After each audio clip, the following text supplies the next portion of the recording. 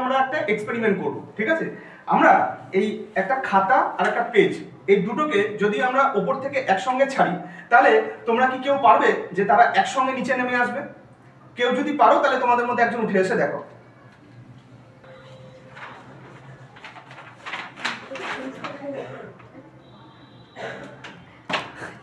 না, আরেকবার চেষ্টা করো।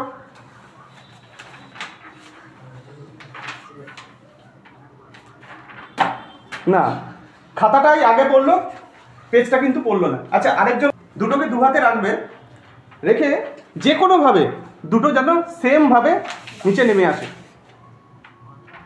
না, খাতাটা আমাদের আগে পড়ে গেল।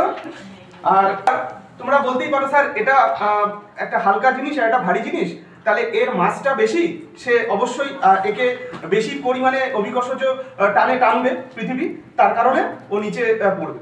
কিন্তু তোমরা আরেকটা জিনিস ভুলে গেছো, এখানে এর যা মাস আছে আমি দুটোকে সেমই রাখলাম, শুধু জাস্ট এটাকে আমি এমন করে দিলাম, ঠিক আছে? এবার দেখো দুজনকে যদি আমি সেম জায়গা থেকে ছাড়ি, প্রায় সেম সময় কিন্তু পড়লো, ঠিক আছে? এবার এখানে কিন্তু এর মাস চেঞ্জ করিনি, মানে এর যা ভর রয়েছে এর ভরটা কিন্তু আমি চেঞ্জ করিনি। তাহলে কি করলাম এখানে? তাহলে কিসের কনসেপ্ট আসলো? এখানে কিন্তু কনসেপ্ট আর এখানে কিন্তু অভিকর্ষজ ত্বরণও কিন্তু মানে সেম, মানে অভিকর্ষজ ত্বরণ বলছি, অভিকর্ষ।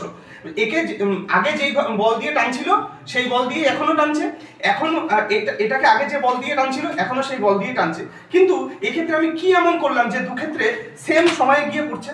এখানটাতেই চলে আসলো এয়ার ফ্রিকশন। আজকের টপিকের নাম লেখো।